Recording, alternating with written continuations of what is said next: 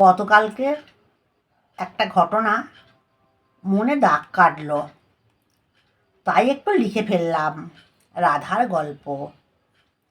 আমি এই বাড়িটায় ভাড়াটিয়া হয়ে এসেছি প্রায় 2 বছর। রাধা যখন ছাদে জামা কাপড় শুকোতে তুলতে আসে, তখন আমি জানালা দিয়ে ওর সঙ্গে গল্প করি। আমাদের বয়সের তফাৎ হবে হয়তো ওই 2-1 বছর। আমি এখানে এসে থেকেই দেখছি রাধা ওর ছেলের জন্য মেয়ে খুঁজছে, ছেলের বিয়ে দেবে। মা ছেলে দুজনের সংসার। অনেক খোঁজাখুঁজি করে একটি ঘটক করলো একটি মেয়ে জোগাড়। সংস্কারের মাধ্যমে সাধ্যমতো অনুষ্ঠানের মধ্যে দিয়ে বিয়ে সমাপন হলো। কিন্তু মাস ঘুরতে না ঘুরতেই আহার বিহার সব শিখেই চলল।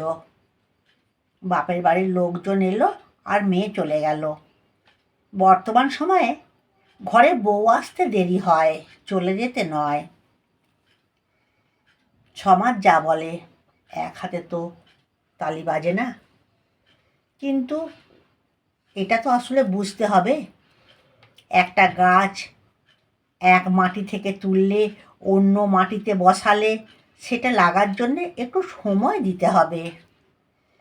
আগের দিনের চারা গাছ, অল্প ডালপাড়া ছড়ানো, যা সহজেই লেগে যেত। কিন্তু বর্তমান সময়ে পরিণত এবং পুরুষ্ট গাছটিকে স্থান পরিবর্তন করে একটু ধৈর্য ধরতে হবে। এর পক্ষে এবং বিপক্ষে বলার মতো সব ধরনের মানুষ সমাজে পাওয়া যাবে। যাক, সে কথা, হচ্ছিল তো রাধার গল্প। রাধা মানুষটাকে আমার খুব ভালো লাগে। ও স্বাবলম্বী, স্পষ্টভাষী, বেশ স্বাধীনচেতা। রাধা পেশায় পাশাপাশি বেশ কয়েকটা বাড়ির বিশ্বস্ত কর্মঠ এক পরিচারিকা। ওর ছেলে পেশায় ছিল দিনমজুর। ওদের সংসারটা শুধু সুখেরই নয়, বেশ শান্তির ছিল। সুখ তো বাজারের সওদা, পয়সা দিয়ে কেনা যায়। গরম করছে, ফ্রিজের জল খেলাম, এসি চালালাম, এই যা হয়। শান্তি তো তা নয়। ভালো থাকা, ভালো রাখা একটা আর্ট, তাকে আয়ত্ত করতে হয়। একটা শিশুর জীবনে চপল চঞ্চল সরলতাকে দূর করে যখন সলজ্জ যৌবন ওই দেহটাতে আধিপত্য চায়, একটি শিশুর একজন পরিণত মানুষ হয়ে উঠতে তার ভেতরের হরমোনজনিত কারণে, তার শারীরিক, মানসিক এবং চারিত্রিক পরিবর্তনে নিজের সঙ্গে নিজের যে যুদ্ধ হয়, সেটা শুধুমাত্র ঘরের আপনজন, প্রিয়জন বা খুব কাছের ব্যক্তিরাই দেখতে পায়। গীতার সার, আজ যা আমার, গতকাল তা অন্যের ছিল, আগামীকাল তা অন্যের হবে। আর চিরচরিত প্রথা, আজকের বধূ আগামীকালকের মাতা, পরশু দিনে শাশুড়ি হবে। এ কথা দুপক্ষই ভুলে যায়। যে শিশুটিকে বিতাড়িত করে যৌবনের আধিপত্য মানব জীবনে হরমোন গঠিত, মানে মানবদেহের অভ্যন্তরীণ ব্যাপার, যা মানুষের হাতে নয়।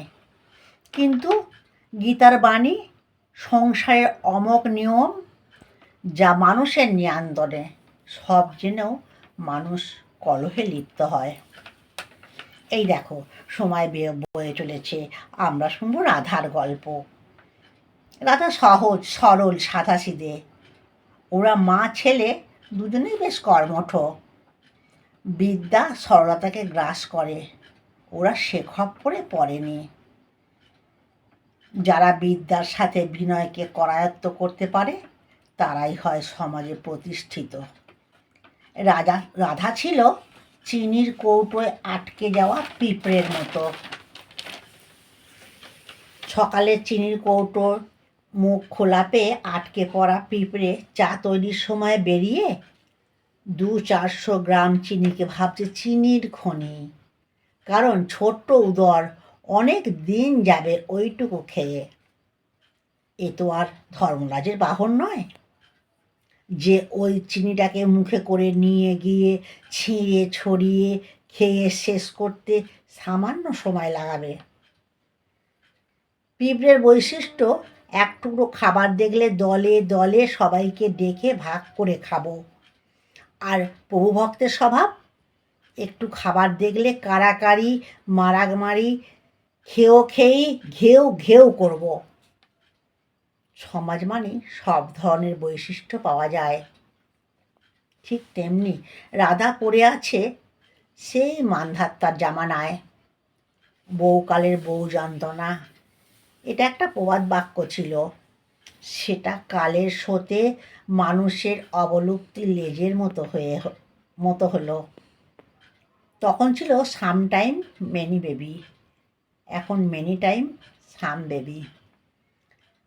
জীবনের ঘাম ঝরিয়ে শরীরে রক্ত নিংড়ে দিন রাতের শ্রম আর সময় দিয়ে সন্তানকে ছেলে মেয়ে তফাৎ না করে একজন সুন্দর সক্ষম স্বাবলম্বী মানুষ তৈরি করে। দার্জিলিংয়ের কমলা আমাদের কলকাতায় বসালে সেই গন্ধ বর্ণ স্বাদযুক্ত সুন্দর লোভনীয় লেবু পাওয়া মুশকিল আছে। ভারতের আম গাছ লন্ডনে বসালে আম গাছই হবে, কিন্তু দূরত্বের কারণে আমে সমস্যা হবে।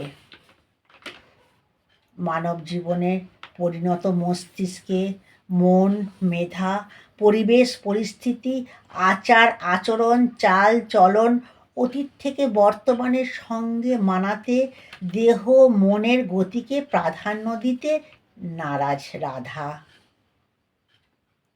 বাদরের এঁটো ফল খেলে হুপিং কাশি ভালো হতো, একটা সময় মানুষ বলতো।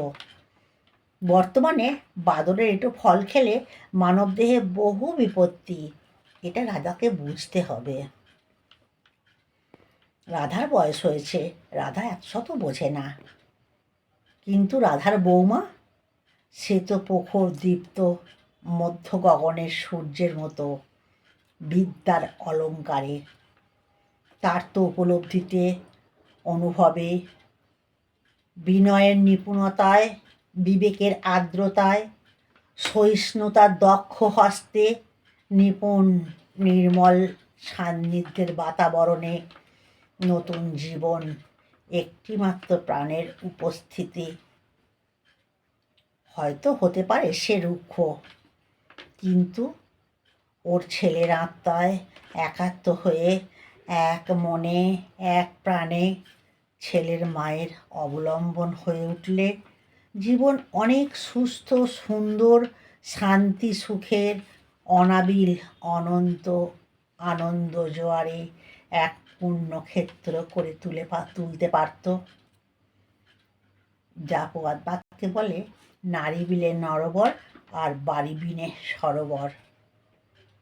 রাধাও তো একদিন নিজের বাবা মা, পরিচিত মানুষজন, নিজের ঘর বাড়ি, প্রিয় বিছানা, প্রিয় খেলার সাথী সব ছেড়ে এসেছিল আমাদের মা দিদিমার মতো।